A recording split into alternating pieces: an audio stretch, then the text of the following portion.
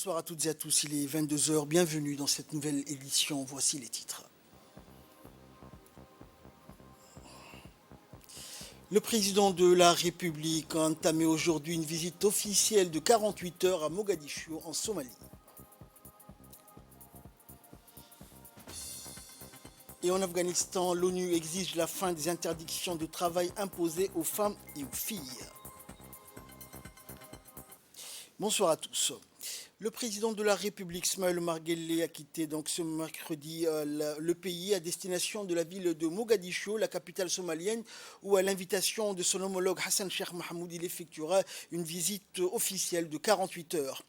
Cette première visite du président Guelleh à Mogadiscio depuis l'élection nouvelle de Hassan Sheikh Mohamud, à la magistrature suprême somalienne, a été donc marqué par un entretien en tête-à-tête entre les deux chefs de l'État. Le président de la République a été donc accueilli sur le tarmac de l'aéroport international de Mogadiscio par son homologue somalien Hassan Sheikh Mohamud. Et tous les honneurs dus à son rang lui ont été rendus lors de son arrivée. Et le président Guelleh donc sera l'hôte de marque demain du Parlement somalien, où il prononcera un important discours devant les membres de ces deux chambres réunies en congrès. Et demain également, donc, le chef de l'État procédera en compagnie de son homologue Hassan Sheikh Mohamud à l'inauguration de l'Académie régionale de langue somalie située à Mogadiscio. Établissement transnational, l'Académie régionale de la langue somalie a valeur de plateforme intégrée de préservation, de promotion et de création de visibilité et de rayonnement pour la langue somalie. L'honneur fait au chef de l'État djiboutien de parrainer la cérémonie d'inauguration de cet établissement n'est pas un fruit du hasard. Il est l'insigne marque d'une reconnaissance publique au président djiboutien Ismaël Omar Guelleh à l'origine de la création et du financement de la construction des locaux de cette académie. Cette nouvelle visite du président djiboutien à Mogadiscio s'inscrit dans le droit de fil des contacts permanents et périodiques entre les principaux dirigeants des deux pays, dédiés à la poursuite continue des efforts visant à disposer à des situations d'échange de collaboration toujours plus fructueuses pour les deux pays et les deux peuples. Djibouti et la Somalie ont déjà en partage des liens privilégiés tissés par le fil de l'histoire, de la proximité géographique et par une communauté de valeurs, de culture et de langues.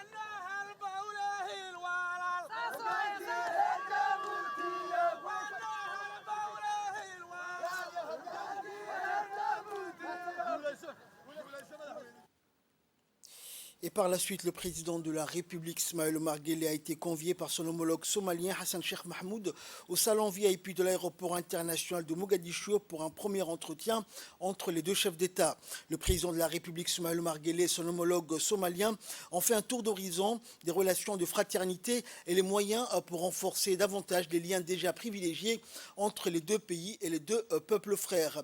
Il conviera donc son homologue somalien au salon VIP de l'aéroport pour un premier entretien prélude à une série d'audiences placées sous le signe du renforcement de relations de fraternité et de coopération entre les deux nations sœurs aux liens exceptionnels forgés par une communauté de culture et de langue ainsi qu'une proximité géographique.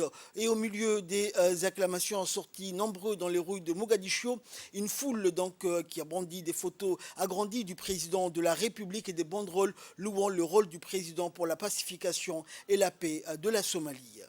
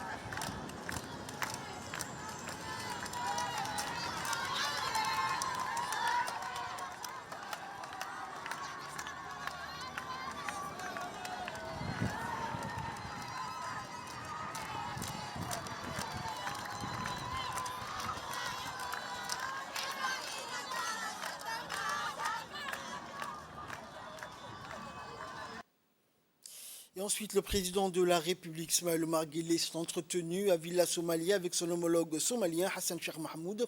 Les entretiens entre le président Guelleh et son homologue somalien sont essentiellement intervenus dans le cadre d'une audience en tête-à-tête, le renforcement des relations bilatérales, redynamiser les partenariats et les échanges économiques et commerciaux à tous les secteurs d'activité et renforcer à un niveau encore plus efficient entre les deux pays a été donc au menu des discussions entre le président Guelleh et son homologue somalien. Les entretiens en tête-à-tête entre les deux présidents étaient précédés d'une audience élargie de travail aux collaborateurs respectifs aux deux chefs d'État. Les deux dirigeants et les délégations ministérielles des deux pays respectifs ont échangé autour des mécanismes stratégiques des échanges sur le plan sécuritaire, économique et culturel, et la réunion bilatérale entre le président Guelleh et le président somalien a servi de cadre à l'évocation des relations d'amitié et de coopération entre les deux pays et les deux peuples frères ayant en partage des liens exceptionnels marqués par une communauté de valeurs, de culture et de langues. Et lors d'un point de presse, le président somalien a souhaité la bienvenue au président de la République, Ismaël Omar Guelleh. Pour cette visite, il a indiqué que la venue de son homologue djiboutien est synonyme de fraternité et des liens historiques et séculaires entre les deux pays. Le président Hassan Sheikh Mahmoud a indiqué que les deux pays frères et amis entendent consolider désormais leur partenariat stratégique dans plusieurs domaines. Il a ajouté que l'entrevue entre lui et le président Guelleh a été une occasion de passer en revue de nombreuses questions d'intérêt commun en vue d'une coopération accrue dans des domaines divers et variés. Dans son intervention, le président somalien Hassan Sheikh Mahmoud a annoncé que la visite du président Guelleh à Mogadiscio avec une délégation est un grand jour pour le peuple somalien, une fierté. Soyez le bienvenu, a-t-il dit, dans votre deuxième pays. Nous sommes conscients, a poursuivi le président somalien, de votre soutien indéfectible. La Troisième République somalienne émane de la volonté du bon Dieu et l'on remercie également le président djiboutien Ismaël Omar Guelleh pour son soutien. Nous sommes prêts, a poursuivi le président somalien, est disposé de profiter de votre expérience et conseils et nous vous remercions d'avoir accepté notre invitation. La République de Djibouti et la République fédérale de Somalie sont deux pays frères et unis qui partagent des points communs dans de nombreux domaines. Et de son côté, le président de la République, Ismaël Omar Guelleh, a remercié son homologue somalien Hassan Sheikh Mahmoud pour l'accueil qui lui a été réservé. Le président a souligné que cette visite intervenait dans le cadre d'une invitation formulée par son homologue somalien. Le numéro 1 djiboutien n'a pas manqué de souligner que les échanges ont permis d'évoquer les voies et moyens de renforcer le niveau de coopération et de renforcer davantage les liens historiques des deux pays frères, mais aussi de développer un partenariat stratégique. Dans son intervention, lors de ce point de presse, le président Guelleh a d'abord remercié le président de la Somalie, indiquant que c'était la première visite officielle après donc sa réélection auprès donc du président Hassan Sheikh Mahmoud. L'ensemble du peuple djiboutien et moi-même, a indiqué le chef de l'État, sommes de votre côté pour lutter contre le terrorisme et je suis témoin de votre engagement et de vos encouragements. Je vois aussi tout le peuple somalien déterminé et volontaire pour lutter contre le terrorisme d'Al-Shabaab. Au nom de ma délégation et en mon nom propre, je vous remercie pour la qualité de l'accueil. Aussi, le président Guelleh a félicité les hommes des médias qui diffusent des informations utiles pour le peuple. Nous sommes des frères, a conclu le numéro 1 djiboutien, qui travaillent ensemble et nous continuerons à les venir. Et je vous remercie, Monsieur le Président, a conclu le président Guelleh lors de ce point de presse. Dans l'actualité également, l'Assemblée nationale, conformément à l'article 22 du règlement intérieur, a tenu aujourd'hui la 4e séance publique de la 2e session ordinaire de l'année 2022, présidée par Mohamed Ali Hamad, président de l'Assemblée nationale, et avec la participation du Premier ministre Abdelkader Kamil, des parlementaires et des membres du gouvernement. La plénière avait pour ordre du jour les projets de texte suivants. Projet de loi portant réorganisation de l'inspection générale des finances, projet de loi portant orientation stratégique pour la structuration du secteur informel en République de Djibouti, projet de loi de finances portant règlement définitif du budget de l'État pour l'exercice 2021 et projet de loi de finances portant budget initial de l'État de l'exercice 2023. À l'ouverture de cette séance plénière, le président de l'Assemblée nationale a rappelé des étapes procédurales de préparation qui accompagnaient la tenue de la 4e séance publique et avant l'adoption de l'agenda précité, le président Ahmed n'a pas manqué de souligner l'esprit de partenariat entre les parlementaires et le gouvernement qui facilite le travail fourni, dénotant l'ambition du gouvernement de répondre efficacement aux travaux parlementaires soumis à l'appréciation de la représentation nationale. Les différents textes débattus au sein de l'hémicycle ont relevé une discussion riche tournant sur les contours des voies et moyens de consolidation, des actions de veille, des deniers publics, de la bonne santé institutionnelle du paysage public et parapublic. Secondo, sur l'encadrement des secteurs créateurs d'emplois et essentiels à l'économie nationale à l'image de la formalisation du secteur informel. Sujet majeur, les députés ont abordé grandement la thématique de dépenses publiques, intervention auxquelles le gouvernement a apporté des éléments de réponse. Et avant de clore la séance publique, le président Mohamed Ali Ahmed a en dernier lieu présenté les meilleurs vœux pour la nouvelle année 2023 de la représentation nationale.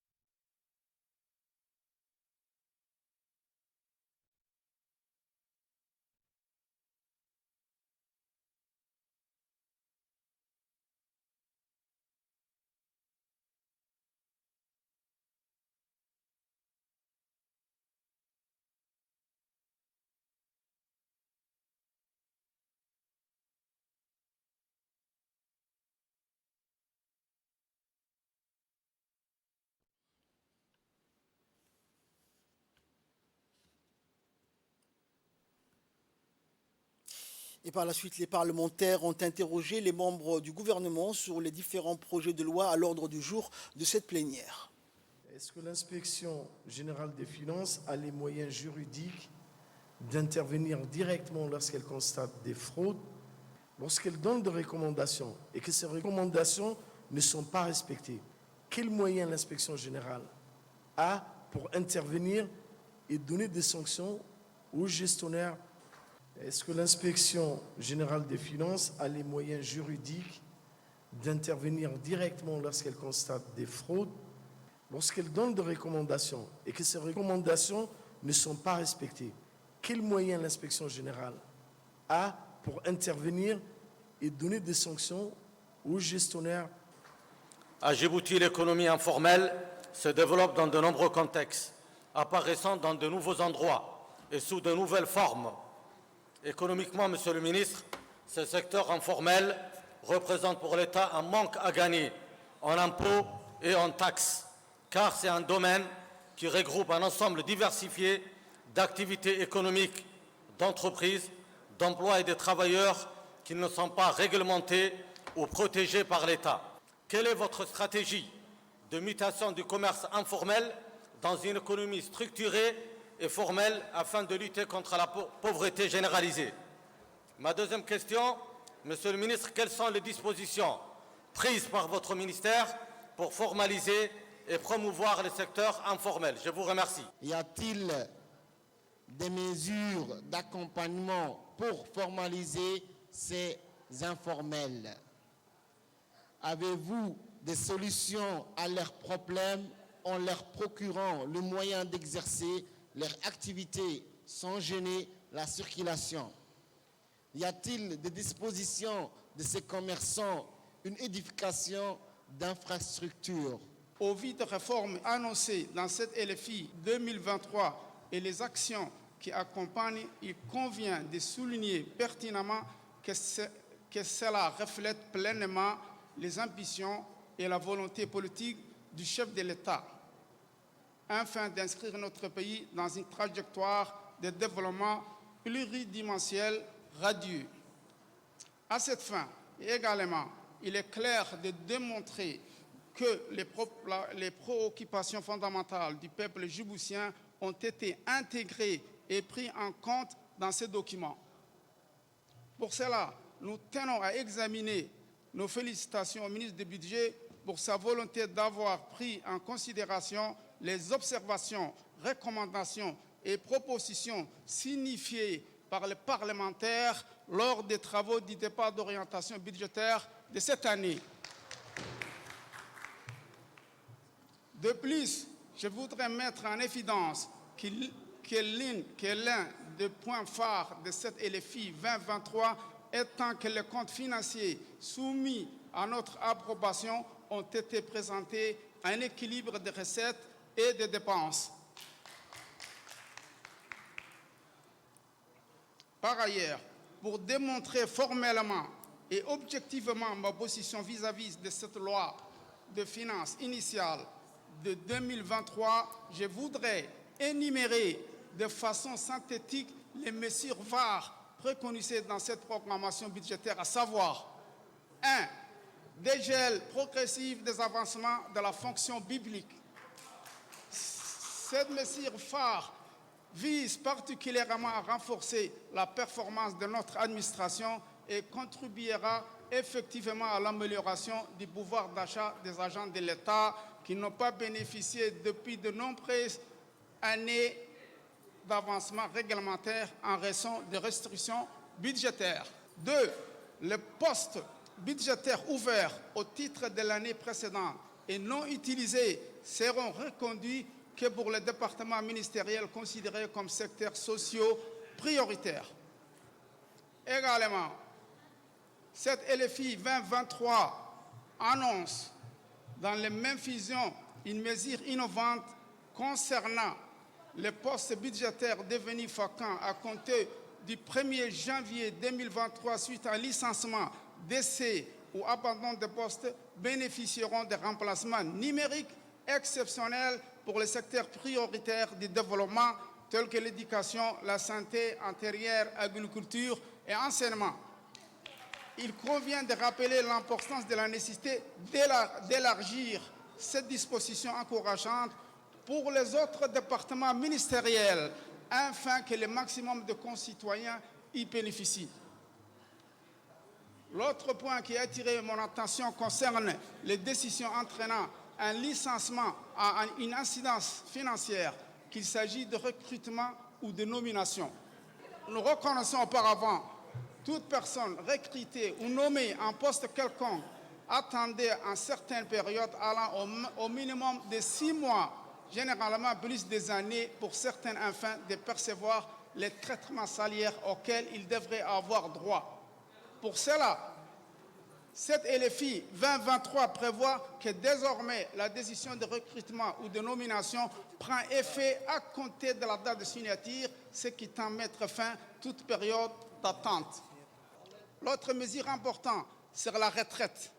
Cette LFI 2023 annonce clairement que les départs à la retraite seront rendus effectifs tout en encourageant à la retraite volontaire ou retraite anticipée. Donc, cette disposition innovante permettra d'ouvrir de nouvelles opportunités d'emploi, ce qui mérite d'être apprécié. Au niveau des indicateurs économiques nationaux, le constat laisse apparaître dans cette LFI des objectifs encourageants déclinés comme suit.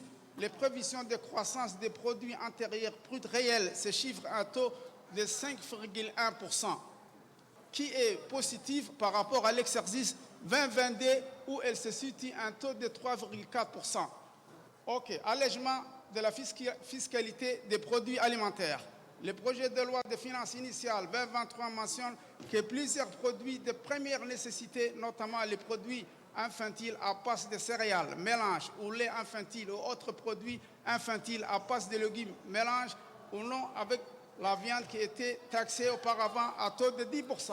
Également, le riz prisé importé aux produits sur le territoire national sera taxé à taux de 8% pour les TIC et 0% pour le TVA, alors qu'avant, les TIC étaient de l'ordre de 10%, tandis que le TVA était à l'ordre de 10%. La suspension de la taxe prélevée sur les sociétés implantées en son frange. Désormais, les mesures fiscales exceptionnelles imposées à cette opération économique les années précédentes et qui ont entraîné un ralentissement de la productivité ne seront pas en vigueur pour 2023. C'est pourquoi je profite de cette opportunité pour lancer un appel à ces opérateurs établis en son frange pour que l'économie fiscale découle de cette mesure soit utilisée pour consolider la productivité et créer de nouveaux emplois.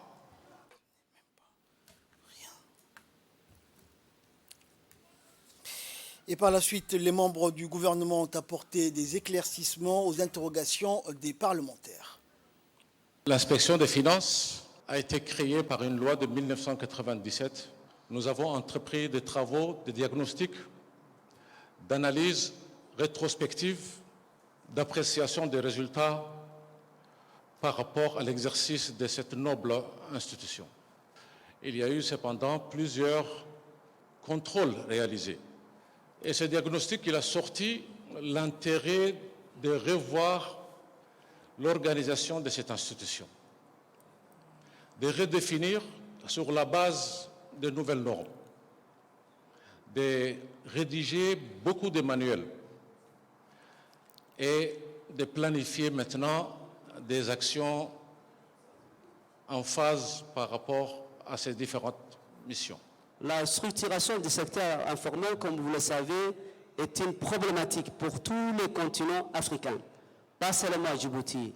Donc, il est de notre responsabilité aussi, dans chaque pays, ils ont mis un plan pour restructurer, pour structurer ce secteur qui pose non seulement un problème au niveau de l'État, vous avez souligné un manque à gagner, mais également les gens qui exercent sont dans une situation vraiment difficile. Donc, moi, je voulais dire que le secteur, c'est un ensemble des activités économiques qui se réalisent en marge non seulement de la législation pénale, de fiscalité sociale.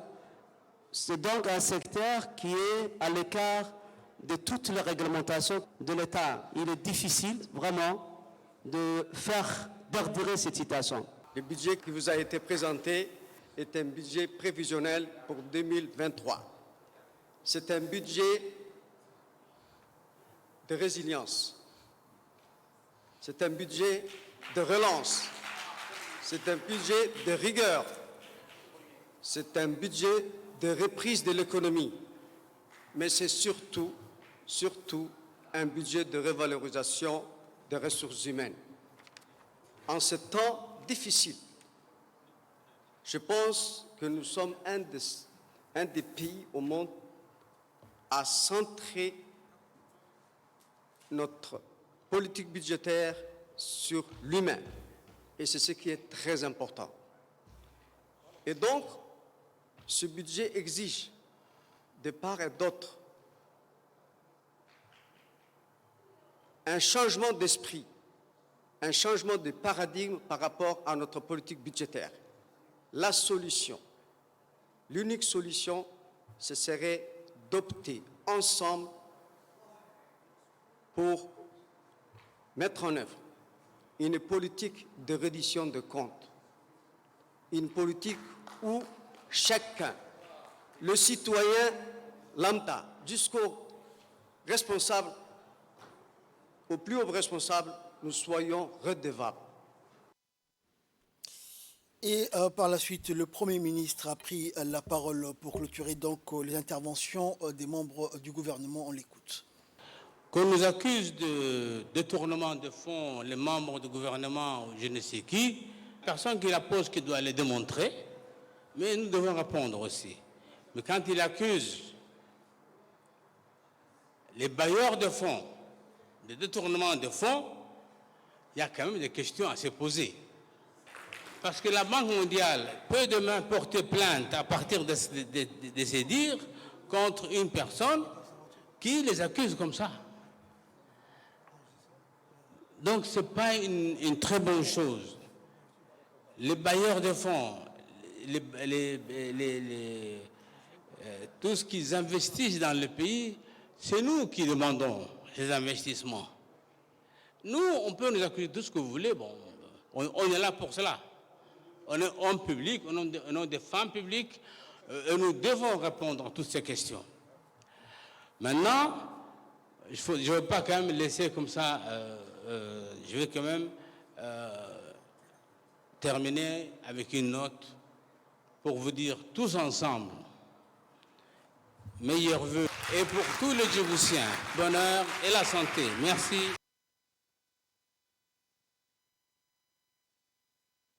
L'Assemblée nationale, Mohamed Ali Ahmed, a clôturé donc la série des interventions.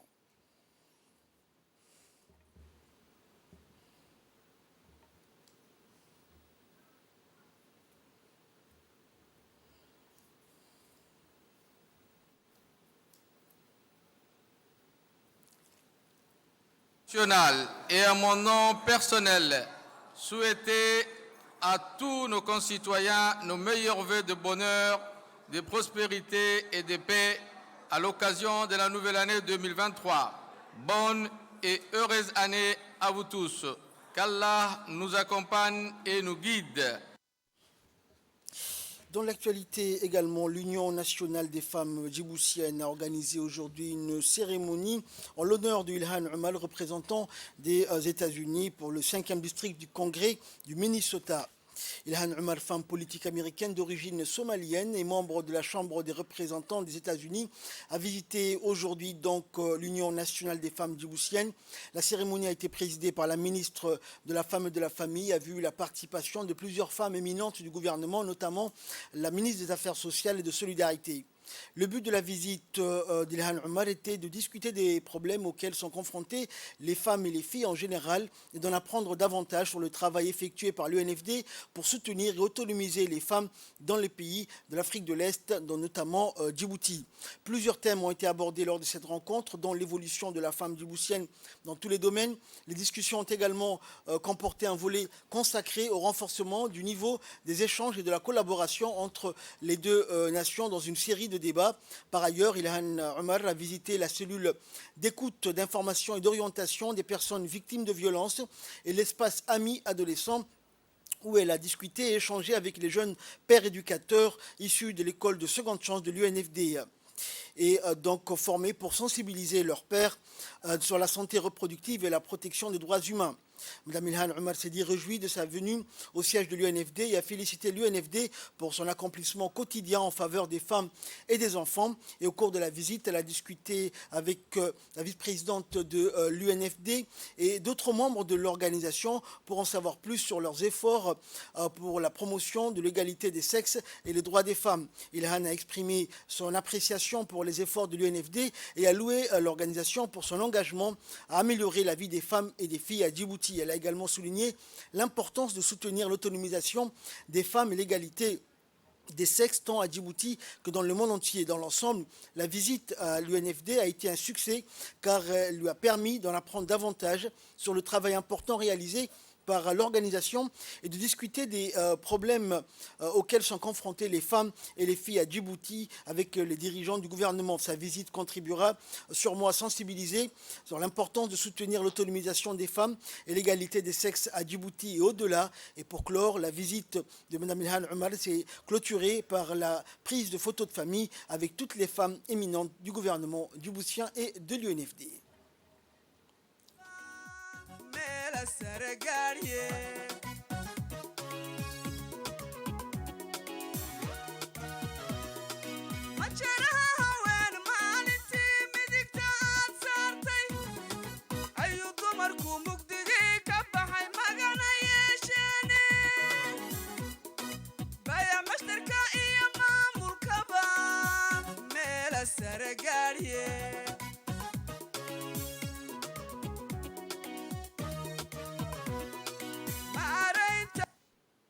Et notre équipe qui a couvert cet événement a recueilli pour nous les impressions de Madame la ministre des Affaires sociales et de Solidarité à l'issue de cette journée. Nous l'écoutons.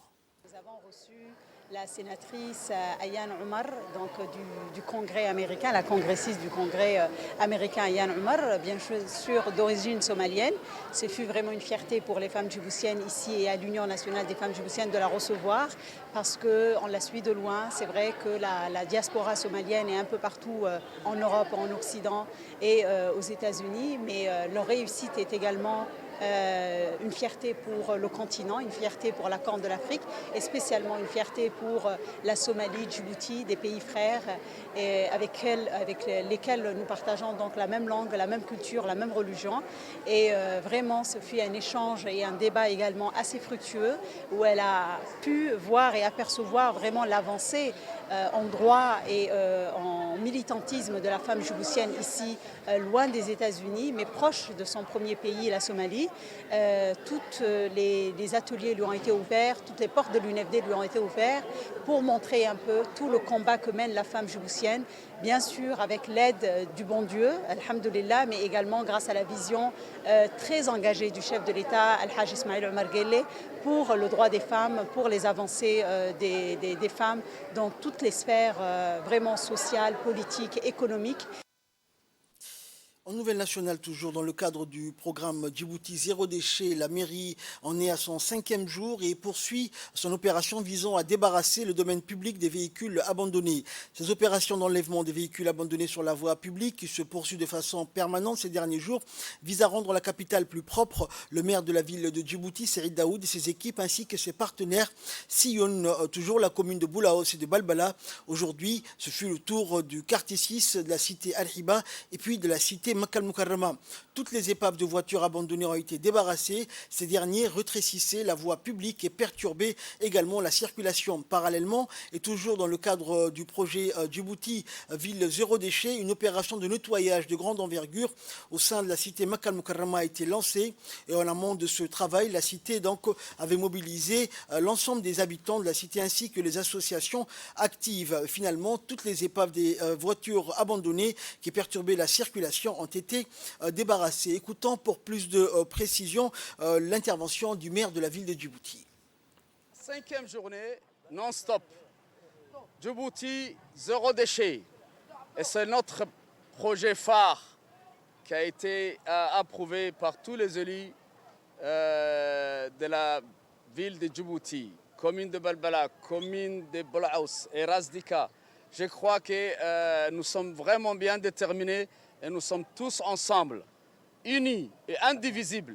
Quand toutes les forces sont unies, on peut atteindre un objectif. Et notre objectif et notre rêve, c'est d'avoir Djibouti zéro déchet. Dans le projet zéro déchet, il y a 5 composantes. Et les épaves font partie de cette composante.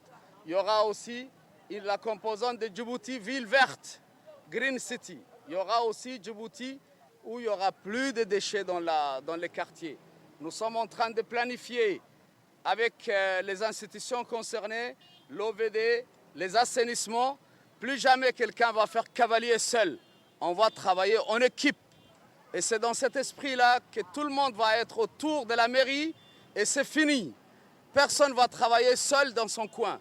On va se mettre à table et nous allons travailler dans cet esprit-là. Celui qui ne travaille pas dans un esprit d'équipe, je crois que c'est un échec en avance. Et je lance un appel à toutes les institutions concernées. Pour cette ville, on doit travailler en équipe. Alors je remercie la gendarmerie, je remercie l'armée nationale, la police et les sociétés privées telles que Al-Brouj, MTI, Savon Ries. Je crois qu'il y a beaucoup de sociétés qui ont répondu à notre appel et vraiment ça nous rend forts. Pendant des semaines, ils ont mis tous leurs engins à notre disposition. Et là, nous passons à l'actualité internationale. En Afghanistan, l'ONU exige la fin des interdictions de travail imposées aux femmes. Le secrétaire général de l'ONU, Antonio Guterres, a exigé hier que le régime des talibans en Afghanistan abroge ces interdictions d'emploi et d'éducation qu'il a imposées aux femmes, les qualifiant de violations injustifiables des droits humains. Les talibans ont interdit à quelques jours d'intervalle aux femmes et aux filles de poursuivre des études universitaires et de travailler dans des ONG nationales ou internationales. Et avant Antonio Guterres, Guterres, son haut-commissaire aux droits humains, Volker Turk, avait enjoint aux talibans de lever ces restrictions inimaginables et mis en garde contre des conséquences terribles pour tout le peuple afghan. Et les 15 membres du Conseil de sécurité au siège des Nations Unies à New York s'étaient déclarés profondément alarmés par cette décision de Kaboul de suspendre l'accès des femmes à l'université et de leur interdire de travailler dans des ONG. Antonio Guterres a souligné que les actes visant à exclure et à faire taire des femmes et des filles provoquent encore une immense souffrance et des reculs importants quant au potentiel de la population afghane. C'est ainsi que prend fin cette édition. Merci à vous de nous avoir suivis.